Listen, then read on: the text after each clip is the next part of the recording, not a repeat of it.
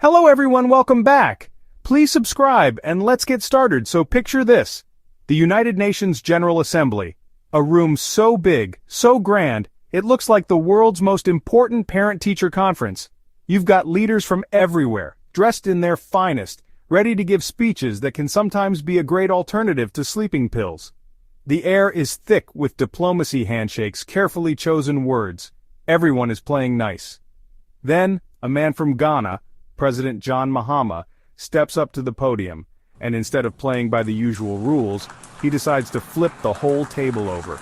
You could almost hear a record-scratch diplomats leaning forward thinking, wait, did he just say that? This wasn't just another speech, this was a moment. Mahama wasn't there to just talk about his country's crop yields or its latest infrastructure project. No, he had bigger fish to fry. He looked at the entire structure of global power, this massive organization that was built to keep the peace, and he called it out. He pointed at the very heart of the UN, the Security Council. If you enjoyed this video, don't forget to subscribe for more stories like this. So, what is this UN Security Council that Mahama was so fired up about? Think of the United Nations as a global high school. You've got the General Assembly, which is like the entire student body. Every country, from the giants like China to the tiny islands like Nauru, gets one vote. It's a place for big debates, for everyone to have their say. It's loud, it's messy, and it's democratic. But then, you have the Security Council. This is the cool kids table, the VIP lounge, the prom committee that actually has the power to decide if the prom even happens. It's the only part of the UN that can make decisions that are legally binding for all member countries.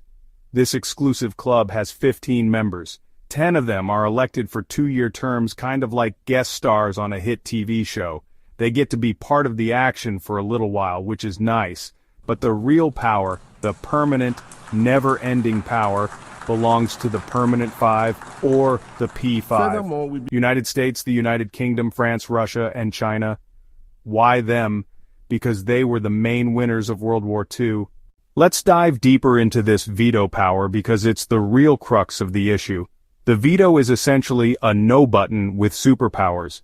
It's not just a vote against a resolution, it's a vote that kills the resolution instantly and without appeal.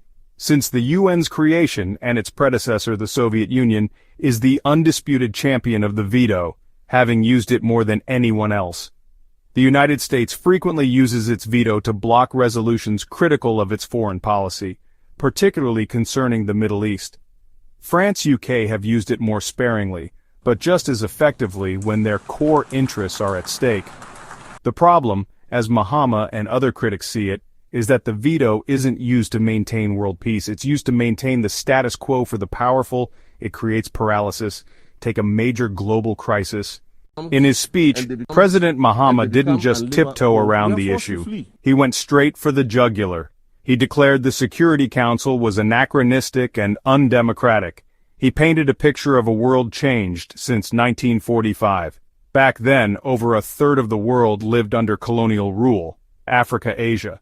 The world map looked completely different, yet the most powerful body is still run by the victors of that war. Mahama asked, "Does that make sense?" His central message, a direct challenge to the veto. He called it the single greatest obstacle to the UN's mission. He spoke of the paralysis it induces, turning the council into a theater of inaction during grave crises.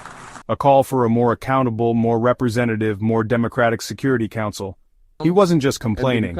He proposed a solution. He envisioned a body that reflected the globe itself, not just a handful of powerful nations from a bygone century.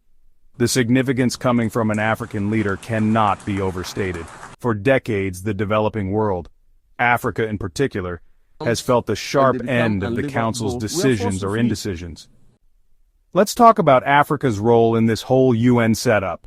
Africa is a continent of 54 countries. It's home to more than 1.4 billion people, a number that's growing fast. A huge chunk of the UN's work happens on African soil. Peacekeeping, humanitarian aid development programs. When you look at the Security Council agenda, more than half of its time is spent on conflicts and situations in Africa. The continent is, in many ways, the UN's biggest client. And yet, Africa is left outside the room when big decisions are made. Not a single African nation has a permanent seat on the Security Council. Not one. Let that sink in. A continent with a quarter of the world's countries and 1 billion-plus people has zero permanent say in the body that makes binding decisions about global peace and security.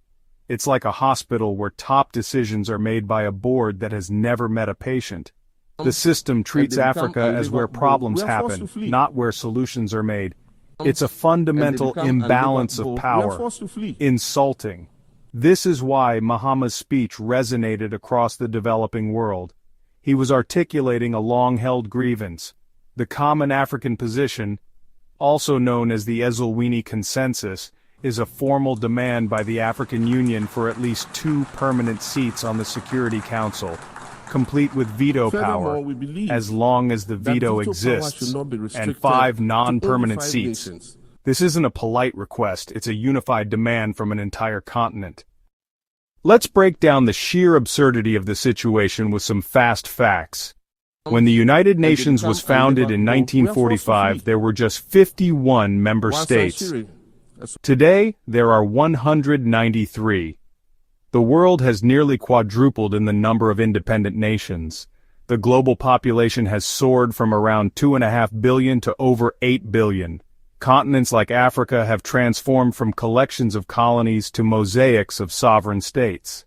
Asia has transformed from collections of colonies to mosaics of sovereign states. The world of 1945 is, honestly, ancient history. Yet the core power structure of the United Nations Security Council remains frozen in time, as if none of this ever happened.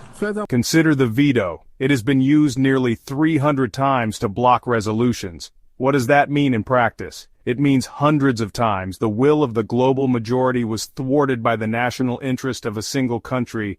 During the Cold War, the veto was used constantly. United States, Soviet Union. More recently, vetoes have prevented unified action in places like Syria, Yemen, Ukraine. The veto doesn't just block a piece of paper, it blocks aid, it blocks peacekeepers, it blocks justice. And what about the representation, the P5? That's the United States, the United Kingdom, France, Russia, China. They represent about 25% of the world's population. This means 75% of humanity has no permanent voice in the world's highest security body. The current P5 structure is a historical accident, a snapshot of who had the biggest armies in 1945, not a reflection of the world in 2025. The system is mathematically out of balance, demographically out of balance, and morally out of balance. You might be thinking, okay, it's an unfair system, but I'm busy. Why should I care about some diplomatic squabble at the United Nations? Well, it matters more than you think. The decisions and non-decisions of the Security Council have real-world consequences that can affect everyone. Take global health crises like a pandemic. A coordinated global response is essential. But what if a permanent member blocks investigations into a virus's origin for political reasons? The world's ability to prepare for the next pandemic is compromised. Dysfunction can become a matter of life and death. The Security Council should be the world's 911 call when civil war erupts. It can authorize peacekeeping missions to protect civilians, disarm fighters, create a space for peace talks, but the veto often sends that call to voicemail. If the conflict involves a P5 ally, a veto is almost guaranteed. The UN can be forced to stand by while atrocities unfold. For people in those zones, the veto is a death sentence. It's why help doesn't come. The Council's imbalance also affects the global economy and the fight against climate change. When the UN looks illegitimate and unrepresentative, global consensus becomes harder. Lack of fairness erodes trust. Without trust, cooperation, from trade to environmental treaties, gets exponentially harder. Ultimately, an ineffective Security Council makes the world more dangerous for everyone. When Mahama called for reform, he wasn't just fighting for Africa's seat. He was fighting for a more stable, predictable, safer world for all of us. He wanted problems solved by cooperation, not blocked by competition. So, a president stands up at the United Nations and basically calls for the kings to give up their crowns. What happened next? Well, the reaction was a mixed bag, which tells you everything you need to know about global politics. In the halls of the General Assembly, Africa, Asia, Latin America, Mahama's words were met with widespread applause and enthusiastic nods. He wasn't saying anything they hadn't been thinking or saying themselves for years. He was simply saying it loudly, clearly, and on the biggest stage imaginable. G77, non-aligned movement, have been pushing for Security Council reform for decades. They see the current system as a relic of colonialism that perpetuates a global hierarchy. For them, Mahama was a champion. India, Brazil, Germany, Japan. They want permanent seats and share the goal of breaking the P5's exclusive monopoly. But what about the P5 themselves, the ones with the veto power? Their reaction was polite statements, awkward silence. They can veto any reform they don't like. It's the ultimate paradox. It's like asking turkeys to vote for Christmas. President John Mahama's speech wasn't just a fleeting moment. It was an echo of a challenge that continues to reverberate through the halls of international power. September 28, 2025. He put a spotlight on a fundamental crack in the foundation of our global system. Can a world of 8 billion people truly be governed by a system designed for the winners of a war 80 years ago? The world faces interconnected crises that demand global cooperation. Yet the body designed to foster that cooperation is hamstrung by an outdated design. The path to reform is incredibly difficult. It requires a 2/3 vote in the General Assembly and the unanimous consent of the P5. This built-in self-preservation mechanism for the powerful is why decades of talk have produced zero meaningful change. But pressure is building. Mahama's challenge was a call to imagine a different kind of world. A world where an African nation has the same say in global security as a European one. The mic has been dropped, and the world is still waiting to see who has the courage to pick it up.